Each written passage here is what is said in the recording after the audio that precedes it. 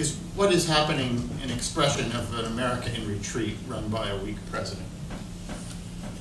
And this one, are there factions in the United States that might wish to draw Russia into an accelerated military intervention specifically to collapse the Russian state?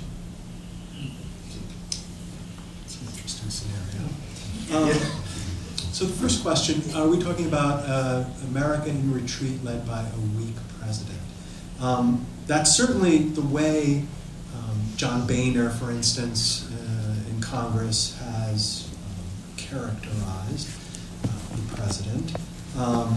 And certainly some of the people who are jockeying for the Republican 2016 presidential nomination, Jeb Bush and others, it is an extremely useful political point to make, because the idea that the world is less safe today than when President Obama took over in 2009 is a powerful campaign message,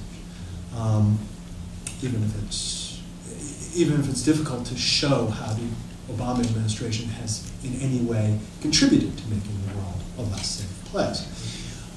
I personally think that the Obama administration is as committed to maintaining U.S. power in the world as all previous U.S. presidencies. I mean, just take a look at the Pentagon spending. It's not like it went down under Obama. In fact, it's been going up pretty steadily over the last couple of years. It was a slight dip for a bit, but certainly over the last couple of years.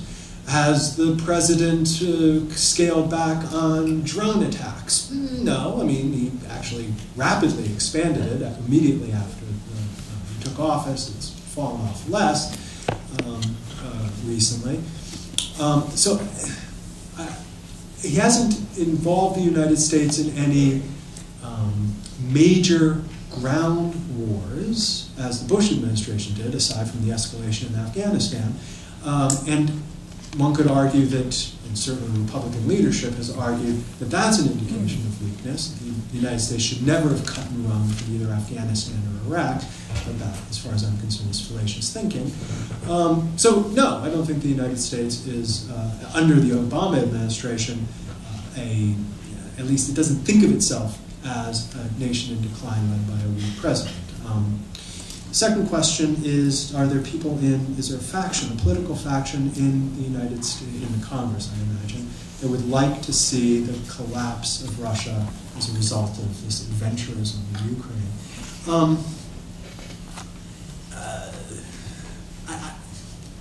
I mean, there might be. I mean, remember, we're talking about the United States here, folks. We're talking about some political parties which are so far out there in political factions that, you know, it boggles the mind what they actually think.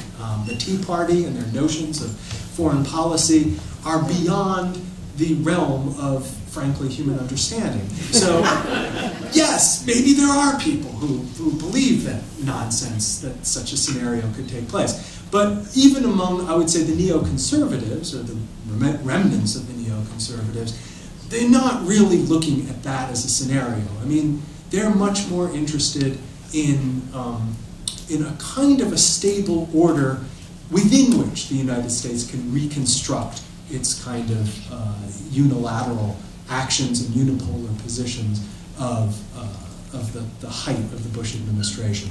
So that kind of the collapse of Russia would introduce such unpredictability into international relations that even neoconservatives, Robert Kagan, for instance, to name just one, I think would say, no, that makes me a little uncomfortable. So they would leave that kind of thinking to Tea Party folks